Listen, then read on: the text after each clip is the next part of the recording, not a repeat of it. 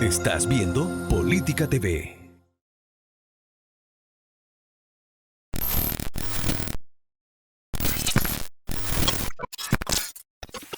El Centro, el diario informativo de la región del Maule.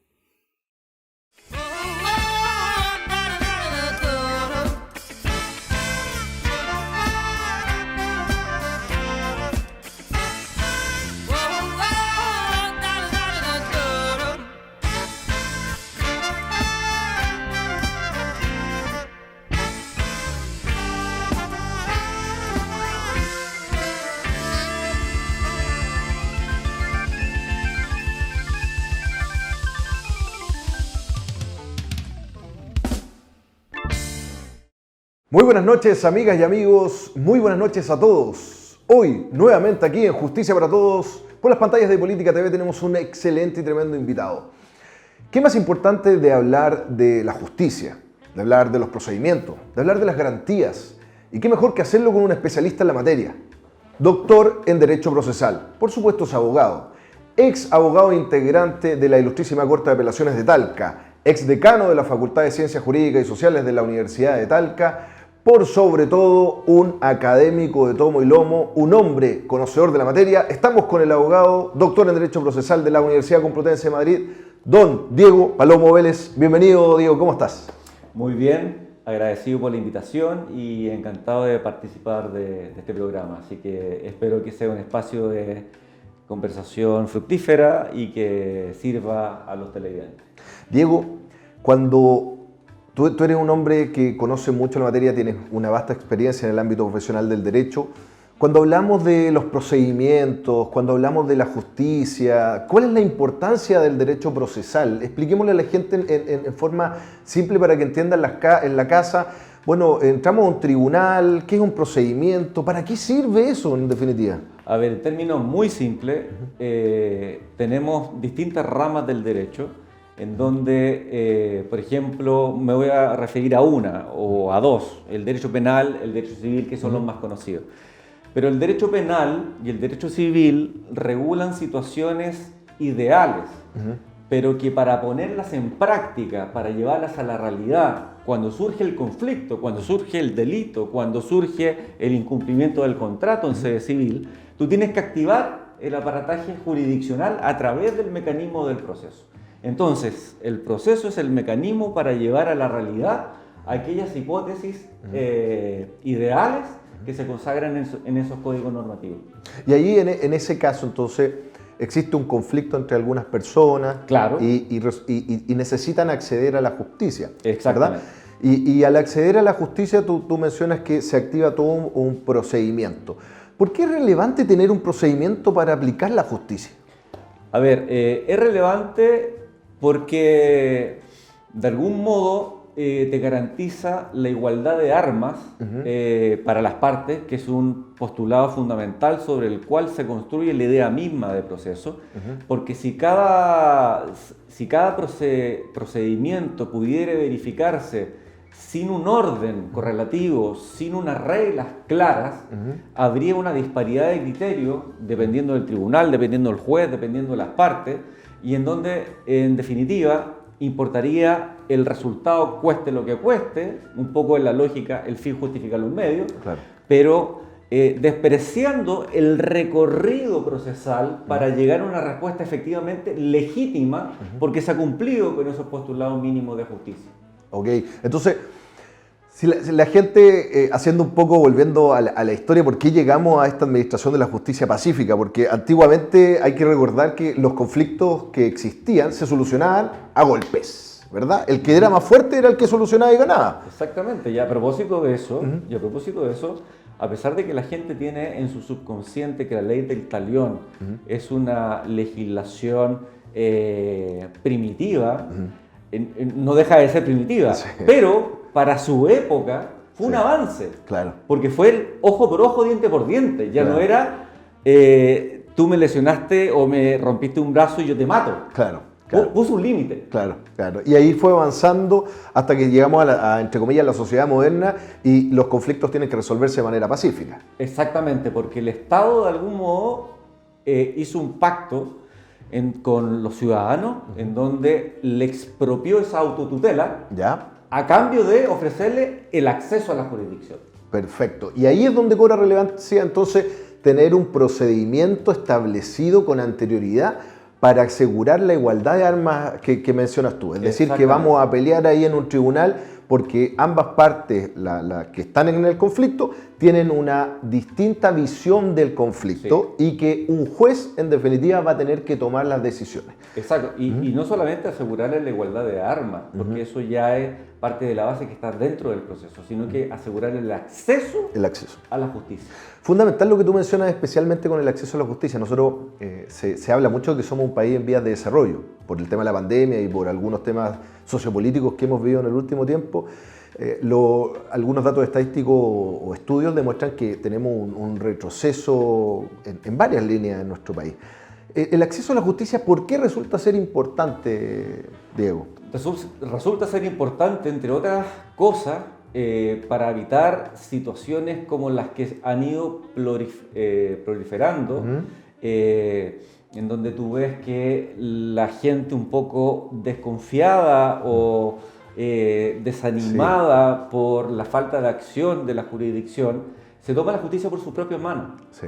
Entonces, si ve que hay una institucionalidad que no da una respuesta o que les pone una serie de trabas para acceder a esa respuesta institucional, se toma la justicia por sus propias manos, con las consecuencias que vemos cada cierta semana o cada ciertos días por la televisión, en donde apalean o detienen a un delincuente y lo golpean y después lo entregan. Exactamente. Claro, esa sensación de injusticia se generaliza un poco porque la gente... Porque la gente ha acumulado frustración. Sí. La gente ha acumulado frustración, la gente está muy desconfiada de la institucionalidad y la justicia como institución no está ajena a esa desconfianza. Sí, la gente, las personas ahí en la casa tienen que ir absorbiendo esta información y conociendo y sabiendo también que han habido bastantes reformas en los procedimientos y también en determinadas materias a nivel legal. La madre de las reformas, digámoslo así, fue la reforma procesal penal, que fue gigantesca en nuestro país y que al día de hoy igual se mantiene un procedimiento, entre comillas, que fue innovador en su época, pero tenemos un código penal decimonónico que es de 1800 y tanto. Entonces estamos al debe en lo medular, en las penas, las sanciones que hay. Se avanzó el procedimiento, pero estamos un poco en deuda en esa línea. Exacto. Hicimos también el tema de la reforma laboral. Se ocurrió la reforma laboral, la oralidad, la reforma de los procedimientos de familia, pero el acceso a la justicia, vámonos, antes de llegar a lo civil, vámonos un poco a lo del día a día, a lo juzgado de policía local, donde hoy resulta que me corrieron un poco el cerco, no sé, hay problemas con el vecino, ¿qué puedo hacer ahí?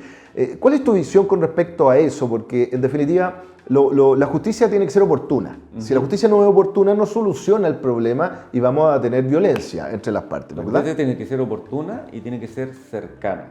Y ese es un rol que cumplen muy bien los juzgados de policía local, especialmente aquellos que se ubican en zonas más bien rurales. El problema o el gran problema, a mi juicio, de la justicia de policía local, que en esa doble militancia que actual tienen entre la municipalidad, dependencia por una parte financiera de la municipalidad, pero disciplinaria de parte del Poder Judicial, se producen diferencias enormes, siderales, entre lo que puede ser un juzgado de policía local adscrito a la Municipalidad de Las Condes y un juzgado de policía local adscrito a Bichuquén. Sí, la gente... Debe haberle pasado a muchos cuando vamos en el vehículo, nos cruzaron un parte y vamos a pagarlo a la Municipalidad de Pelarco, o al juzgado de policía local de Pelarco, o vamos a otro en Santiago. Las diferencias son siderales. Siderales. Es increíble, siderales. Hasta como te atienden, todo, porque la cantidad de recursos que maneja el juzgado de policía local depende del municipio. Así es. Entonces te encuentras con juzgados de policía local de Champions League y juzgados de policía local de potreros. Así es. De potreros, de canchas de potreros. Y eso, con todo el respeto que merecen los jueces y las juezas de policía local que se dedican a sacar adelante con los poquísimos recursos humanos y materiales que pueden conseguir a partir de lo que está disponible en dichas jurisdicciones. a diferencia de lo que pasa en municipalidades mucho más pudientes, en donde además consiguen muchos recursos a propósito de los partes del TAC y entre otras cosas. La pistolita. La pistolita es fantástica.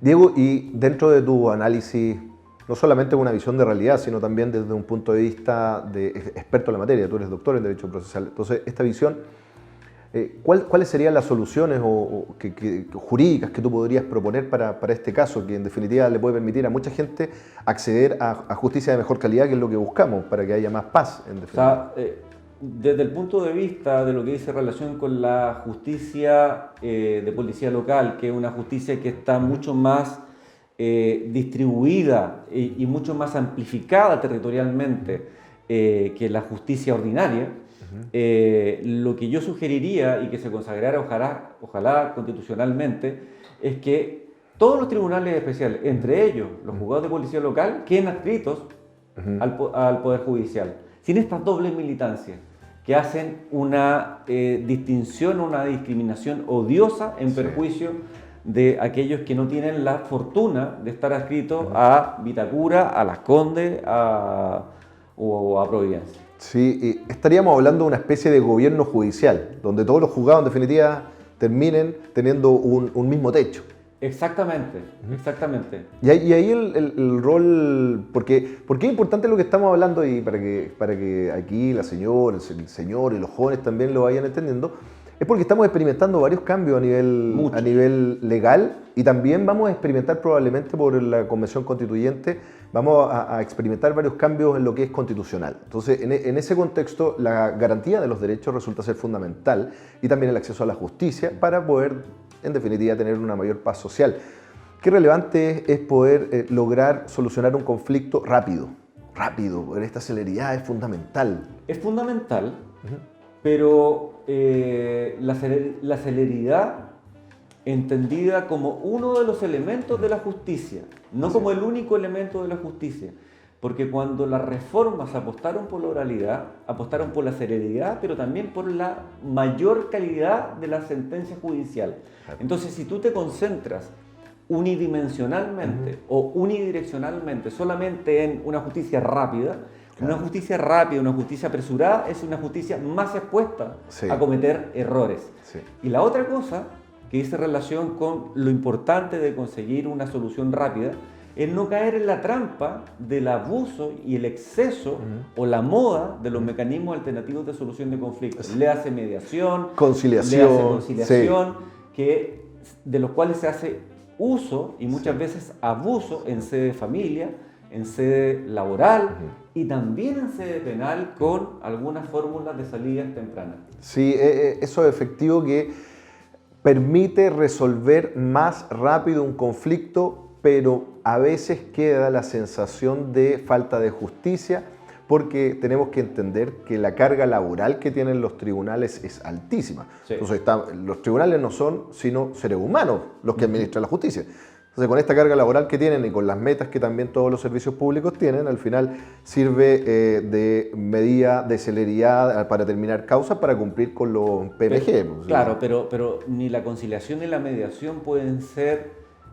sistemas de descongestión. Así es. De hecho, los mecanismos alternativos de solución de conflictos, cuando se proponen a la ciudadanía, se proponen como mecanismos de solución de conflictos autocompositivos, colaborativos. Así es. Pero terminan derivando en mecanismos meramente descongestionantes de la carga de los tribunales, y se cae en la paradoja de jueces que, contratados para fallar, terminan fallando en la menor cantidad de casos y terminan conciliando en la mayor. Sí. Pasan a ser, cumplen en determinadas oportunidades roles de mediadores, en definitiva. Claro. Deciden 50 por acá o 40 y van dando y sabes un poco. Tú muy bien que cuando se concilia, cuando se media, los derechos quedan afuera de la puerta de la sala del tribunal. Sí. Porque hay que transar, hay que ceder. Tienes que negociar, en definitiva, y va a depender mucho también de la calidad de la asesoría que se tenga por las partes.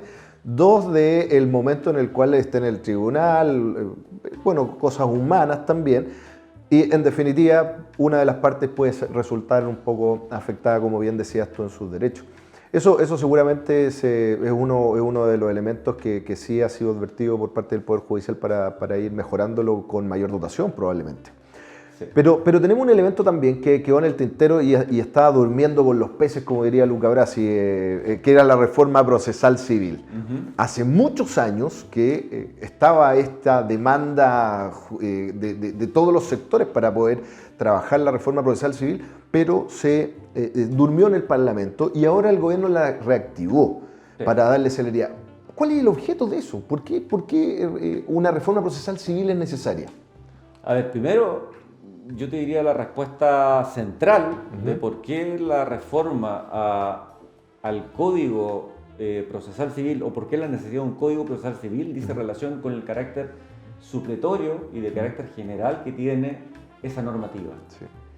De lo contrario, se van a seguir perpetuando los problemas de derivación allí donde el Código del Trabajo en materia procesal laboral no contiene una norma y se tiene que derivar al Código de Procedimiento Civil, no va a encontrar la solución correcta. Lo mismo en familia, lo mismo en penal. Por lo tanto, la razón principal que te daría yo de entrada es porque es la norma supletoria por excelencia. De hecho, debiésemos haber partido por la por eso, reforma de la justicia civil. sí. Para que la gente entienda que... Perdón, me atoré. Para que la gente entienda que cuando el Código del Trabajo no tiene una solución jurídica a una determinada materia, lo que establece es una norma que señala que hay que remitirse al Código de Procedimiento Civil. Y el Código de Procedimiento Civil tiene muchos años. El Código de Procedimiento Civil es de 1903 y la reforma laboral es del 2005-2006. Así es. Tenemos harto tiempo ya en la espera. Las materias, la gente, para que conozca un poco, ¿qué materias son las que se ven en el ámbito civil? ¿Por qué es la importancia de eso? Incumplimiento de contrato, acciones de indemnización de perjuicio, cobro de peso, juicios de arrendamiento, asuntos no contenciosos que van desde problemas del INDE hasta problemas o solicitudes de cambio de nombre, cuestiones de ese tipo. Es tremendamente importante entonces darle una mayor celeridad. Hay materias que pueden ser resueltas mucho más rápido, por ejemplo los juicios de arrendamiento.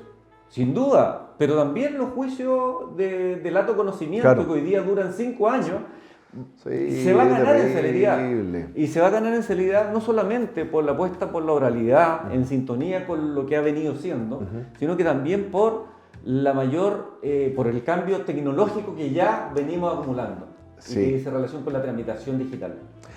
Y en ese contexto, tu visión como especialista en la materia, ¿el proyecto que presenta el gobierno resuelve estos desafíos que tenemos para la reforma? ¿O podemos incorporarle, o mejor dicho, la pregunta por otro lado, ¿qué cosas podemos destacar de esta reforma? ¿Qué te gustaría destacar de esta reforma que pudiera ser importante si es que se llega a un acuerdo? A ver, primero comentarte que la reforma quedó paralizada en 2014, aprobada en gran parte, en la mayoría de sus puntos, pero 2 puntos fueron fundamentalmente objetados. Uno, lo que decía relación con la tramitación o la nueva regulación del procedimiento ejecutivo, la ejecución, la forma de cumplir la sentencia. Y lo otro decía relación con el recurso de casación, que se eliminaba y se reemplazaba por un recurso extraordinario. Esas 2 cosas fueron rechazadas y pasaron todos los años que pasaron para que se hiciera una indicación sustitutiva en esos temas. Yo destacaría la coherencia de apostar nuevamente por la oralidad, destacaría la coherencia de apostar por la mayor concentración, por un procedimiento distribuido básicamente en 2 audiencias, una preparatoria, una de juicio, destacaría un rol director del juez, con límites un poco más claros que los que se pueden percibir en materia laboral, por ejemplo. Pero sí tengo algunas dudas que dicen relación con cuestiones que ya están aprobadas y dudas que dicen relación con cosas que están incorporadas en las indicaciones del gobierno de hace un mes y medio atrás. Las que dicen relación con cosas que ya están aprobadas, por ejemplo, con la figura de la ejecución provisional de la sentencia sin caución, sentencia de primer grado jurisdiccional. Vale decir, lo que dicta el juez de primera instancia, un juez monocrático, un juez unipersonal, va a poder cumplirse, va a poder exigirse sin necesidad de exigirle caución a quien está solicitando ese cumplimiento, so pena que el Tribunal de Alzada le hace, la Corte de Apelaciones respectiva, revoque. Revoque. No, pero ¿y las garantías constitucionales? ¿Dónde quedarían ahí? ¿Dónde queda el derecho al recurso? Al derecho al recurso, el derecho al doble grado. Sí. Hay un riesgo que se corre muy fuerte. A mi juicio, dentro del supermercado del derecho procesal, Sí. se adoptó la opción más riesgosa. O Sí. sea, pasamos de sentencias actualmente puramente platónicas, porque se sabe que todos van a apelar con el efecto suspensivo y el efecto evolutivo. Sí. Por lo tanto, van a suspender la ejecución del cumplimiento de la sentencia, sentencias Por meramente supuesto. platónicas, a sentencias que se van a cumplir de inmediato. Son omnipotentes prácticamente, y, Claro. y se le da al juez del fondo de primera instancia, se le da un poder demasiado grande. Y sumado a la celeridad que se le Sí. quiere imponer, que, insisto en el concepto, justicia apresurada, Sí. justicia acelerada es una justicia más expuesta a cometer errores. Uf. Bueno, Y respecto a sí. las indicaciones que se incorporaron por el gobierno, yo tengo un fuerte reparo a una incorporación que se hizo de incluir en el texto un fortalecimiento y muy especialmente destacado al rol de los mecanismos alternativos de solución de conflictos, que de algún modo te da luces de que el gobierno, si bien va a apostar por mayor cantidad de jueces, está convencido de que no existen los recursos suficientes como para hacerse cargo de toda la demanda judicial. Claro. Es más, en 4 hipótesis se plantea la mediación con carácter previo y obligatorio. Vale decir, se le dice, usted vaya, pase por una mediación. Solamente si fracasa esa mediación, usted va con su certificado de mediación frustrada y puede recién allí ir Sí, al tribunal. al tribunal. Sí. Y otro reparo, crean un procedimiento simplificado, un sumario simplificado, en donde, olvidándose del descalabro que pasó en la primera experiencia en la justicia de familia con Bachelet 1, Sí. en donde se prescindió del rol de los abogados, también se contempla la ausencia del rol y el papel de los abogados, tratándose de ese procedimiento sumario simplificado, solamente porque no supera los 2 millones de pesos la cuantía. Pero con esas indicaciones presentadas por el gobierno, yo me imagino aquí caso cerrado. Así me imagino, como la justicia de la jueza Ana María Polo, con el respeto que merece la colega, pero me imagino eso, que va a ser un poder omnipotente del juez, y me imagino también que, en definitiva, hay una desigualdad en el criterio para los procedimientos. Porque en materia laboral la cuantía, los procedimientos monitores, que son los chiquititos, es hasta 10 ingresos mínimos. Y tú siempre tienes la obligación de tener un abogado a tu lado. Pues está la defensoría laboral, por un lado, Exacto. etcétera, o puedes contratar a un abogado privado, y también están las corporaciones. Eso es súper importante lo que acabas de decir. Otro punto que debiese abordarse en la Constitución es, en sede civil, hacer lo mismo que se ha hecho en sede laboral. Terminar con esto de que las personas de escasos recursos deban verse obligadas a ir a la Corporación de Asistencia Judicial Sí. y ser representadas por un postulante. por postulantes. Sí. O ir a una clínica jurídica y ser representadas por estudiantes de 5º año. Sí. Las personas de escasos recursos, por humildes que sean, Sí. requieren ser atendidas por abogados, por profesionales. Y ahí estamos con un punto que veníamos conversando desde un inicio, que era el acceso a la justicia. No se trata solamente de acceder a la justicia, sino que la justicia sea de calidad. Exacto. y que englobe todo el concepto bonito de justicia. Y aquí, antes de continuar, amigas y amigos, los quiero invitar a unos breves consejos comerciales para que puedan conocer un poco quiénes nos están apoyando para la realización de este tremendo programa aquí, Justicia para Todos, con doctor en Derecho Procesal, abogado Diego Palomo Vélez, que, ojo, que también fue abogado integrante de la Ilustrísima Corte de Apelaciones y ex decano de la Facultad de Ciencias Jurídicas y Sociales de nuestra hermosa y querida Universidad de Talca. Volvemos enseguida.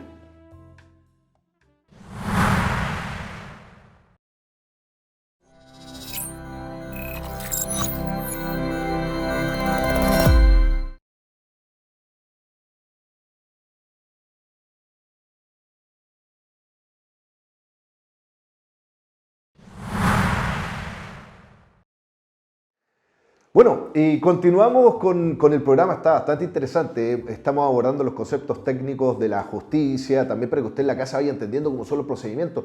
No basta solamente con que exista un acceso, sino que esto del derecho procesal, las etapas en un juicio son tremendamente importantes para usted garantizarle sus derechos.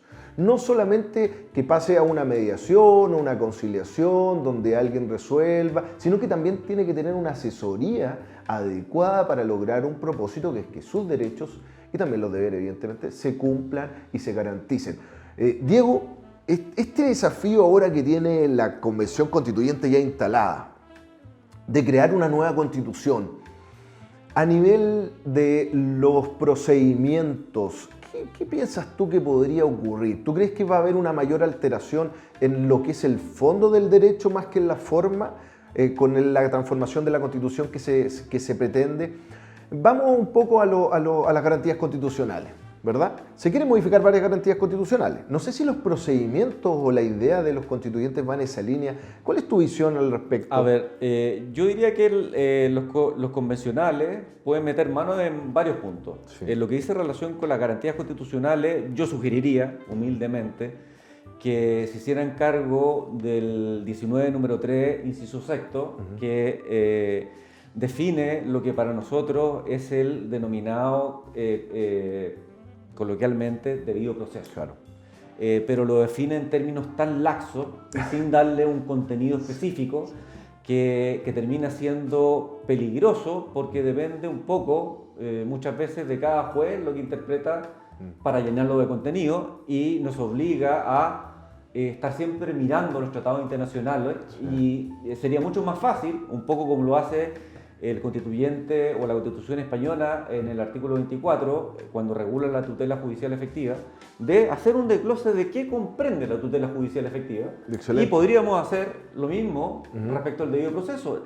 Para nadie puede ser dudoso, o para nadie debiese ser dudoso, que la imparcialidad es un elemento, la igualdad de armas, sí. El derecho a la prueba, el derecho al contradictorio, el derecho al doble grado o el recurso. Derecho al recurso. Eso me parece que es un tema fundamental.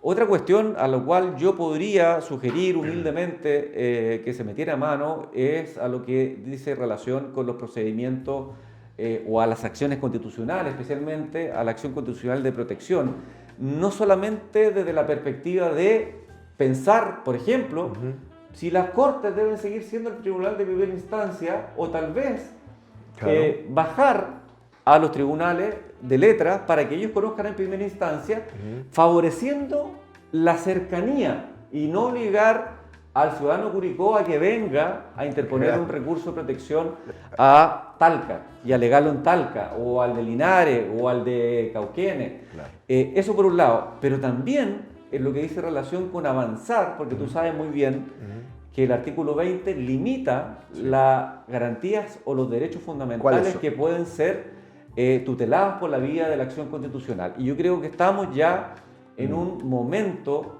constituyente en donde podemos dar el paso y sincerar un poco las cosas y asegurar derechos sociales, cosa que ya la Corte Suprema está haciendo. Sí, sí. Ya la Corte Suprema está haciendo. Y justamente a través de la vía del recurso de protección, pero lo está haciendo por los recovecos o simplemente porque es la Corte Suprema.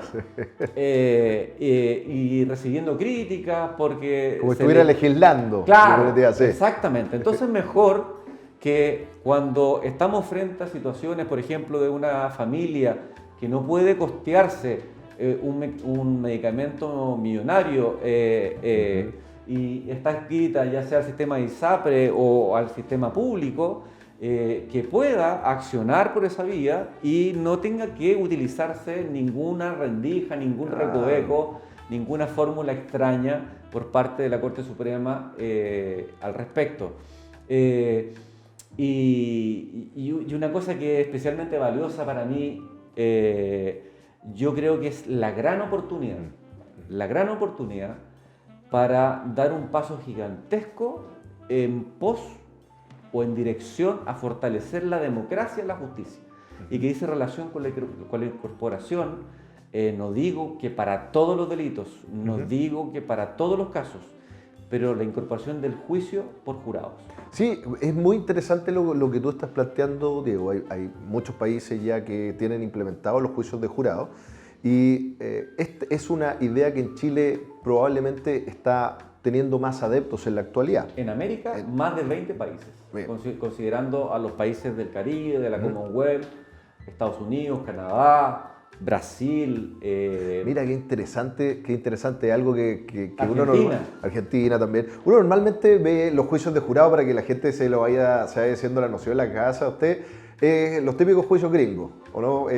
Para ponerle un poco en contexto, ¿verdad? La imagen, donde está el juez en el estrado y también están el jurado sentado escuchando a los abogados. Estoy seguro que todos han visto alguna película en donde... ¿Dónde aparece? Sí. Y ahí en esa línea, Diego, contémosle un poco a la gente, cuando tú hablas de juicio de jurado, ¿a qué te refieres en lo técnico? Expliquémosle, ¿por qué lo promueves como una opción?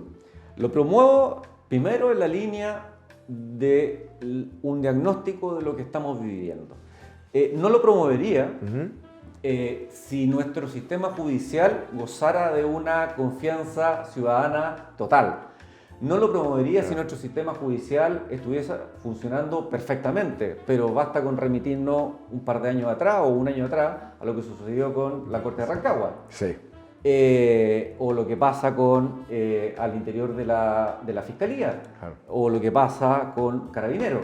Entonces, esto va a exigir, va a imponer tanto a jueces, fiscales y policías una mayor dedicación para acreditar, para lograr convencer a ese grupo de 12 ciudadanos, que puede ser un panadero, un carnicero, un kiosquero, un médico, un farmacéutico, menos un abogado. Menos un abogado, claro. Menos un abogado, porque el abogado puede terminar influyendo en el resto. Por supuesto. Y los van a tener que convencer de tal forma y van a tener que mejorar sus estándares de litigación, Sí, porque van a tener que lograr la unanimidad.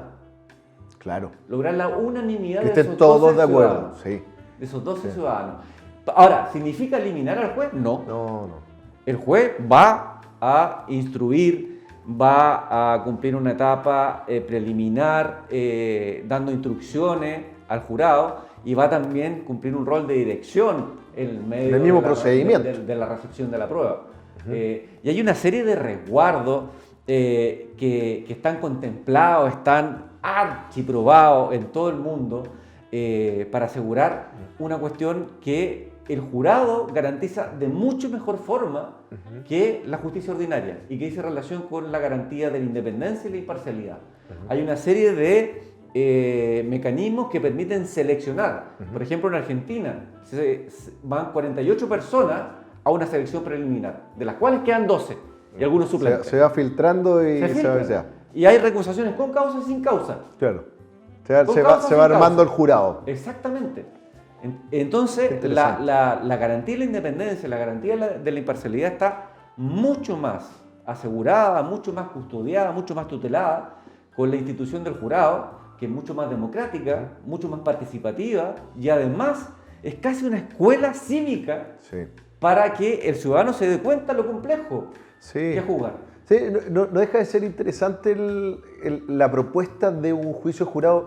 Pensar que si se establece para delitos que sean muy gravosos, Claro. la persona como jurado no creo que pueda dormir tranquilo si es que no tiene la convicción Claro. de que está condenando a un culpable o que resulta que no va a condenar a un inocente, por ejemplo, de una violación. Sí. Me imagino qué carga más importante va a tener el jurado valórica para adoptar una medida importante. Y eso igual es confiar en la ciudadanía. Esa idea de entregarle a las personas la decisión de si alguien es culpable o inocente es confiar y también generar una responsabilidad, una corresponsabilidad también en el ejercicio de la justicia. Me parece bien interesante. Yo creo que está archiestudiado esto. Sí. Muy estudiado, pero además yo te retocaría la afirmación de que esto implica confiar en la ciudadanía chilena. Si se confió en Argentina, en los ciudadanos argentinos, A mí me daría vergüenza no confiar en los ciudadanos chilenos. Sí, Y en Argentina funciona muy bien ese tema. Sí, nuestro pueblo hermano es especial, le mandamos cariños también al pueblo argentino. Diego, es interesante esta visión de los juicios de jurado. Yo creo que estamos un poco lejos de implementarlo probablemente por un tema de financiamiento, seguramente, por la reforma. No lo crea. Adelántame, entonces, a ver, cuenta. No, ahí hay un mito, hay prejuicio y hay desconocimiento de parte de quienes se oponen al sistema. El sistema por jurado es mucho más barato cuando se aplica acotadamente a los delitos más graves que el sistema ordinario o institucionalmente que conocemos.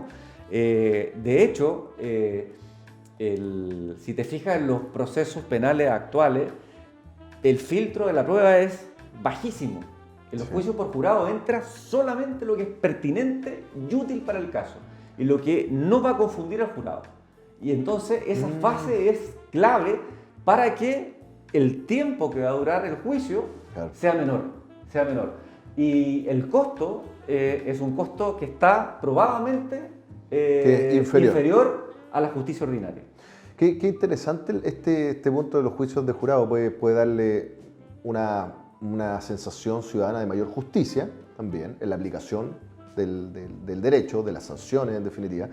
Una responsabilidad también al ciudadano que es como una especie de voto, yo lo comparo y pienso es como el voto obligatorio. Eres ciudadano, anda a votar, estás obligado, es tu deber. Y acá con el juicio jurado también tú le estás diciendo, oye, es tu deber como ciudadano participar. Es una carga. Es una carga. Entonces, ahora, lo encuentro loable. No es una carga como la votación que se repite probablemente si se implementa. Sí, pero es un deber, jurado, es un deber. Va a ser jurado una vez en la vida, quizá con suerte 2 veces en tu vida. Sí. Pero me refiero a la obligación ciudadana, claro, que es como una obligación ciudadana que te dicen, oye, estás participando en una sociedad, pero entonces también tienes que participar en las soluciones de las cosas, no solamente quejarte y exigir derechos, sino también tienes deberes como ciudadano. Que me parece interesante. Yo creo que en los próximos años vamos a tener mucho este tema en boga, en especial con las demandas ciudadanas que vimos que en octubre del año 2019, producto de las mismas demandas ciudadanas, se generó todo un cambio que hoy en día nos tiene armando una nueva constitución, que el próximo año vamos a ir a un plebiscito y todo. Entonces la participación ciudadana parece ser que en la nueva constitución va a ser bastante más activa y probablemente, como dices tú, podríamos tener sorpresa a nivel procedimental y podríamos tener un juicio de jurado si es que en la constitución también se modifica lo que mencionaste tú, que es el 19 número 3, para poder incorporar este elemento. Yo creo que a lo que estamos conversando yo sumaría 3 cuestiones que me parecen especialmente relevantes. Hay que meter mano a la regulación del Tribunal Constitucional. Primero hay que tomar la decisión si lo mantenemos o lo quitamos. Yo soy de mantenerlo, modificando y agregando determinadas regulaciones. Por ejemplo, un número impar, no par como hoy día. No tiene sentido. Evitar situaciones tan bochornosas como que la ex asesora del presidente de la República sea la presidenta del Tribunal Constitucional. Permitir que sean acusados constitucionalmente. Cuestiones básicas. Eso altera la independencia. Evitar el control ex ante de constitucionalidad y dejar solamente el control represivo o posterior de constitucionalidad de las leyes.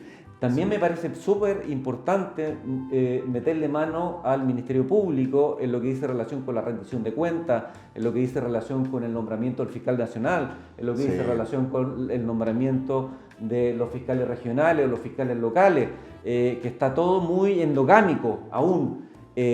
Y junto con eso, establecer una especie de control externo al Ministerio Público. Porque ¿quién controla al fiscal? ¿Quién fiscaliza al fiscal? Sí, Contraloría no puede intervenir. ¿Quién fiscaliza al fiscal? Entonces puede haber un comité integrado por distintos profesionales de distintas áreas que pueda hacerse cargo de esas situaciones y que en definitiva un fiscal que incurre en infracciones reglamentarias y que derivan en un sumario no terminen en el cajón oculto, sino que terminen efectivamente en sanciones si así corresponde. Y lo otro yo avanzaría en la Constitución en darle autonomía a la Defensoría Penal Pública, tal cual está reservado para el Ministerio Público. Sería una buena medida para separar a la Defensoría Pública del Ejecutivo. Tenemos varios tips que tú has mencionado para que también los constituyentes puedan buscar asesoría. Sabemos que para que la gente también lo pueda manejar en las casas, que todos los constituyentes que están ya electos y que están en sus respectivas sesiones tienen asesores. Sí van a ser asesorados con respecto a los temas legales. Afortunadamente hay algunos que son abogados, de hecho el vicepresidente es abogado, doctor en Derecho Constitucional, creemos que va a ser un aporte, indistintamente de la ideología que pueda él propugnar, a nivel técnico es un hombre preparado.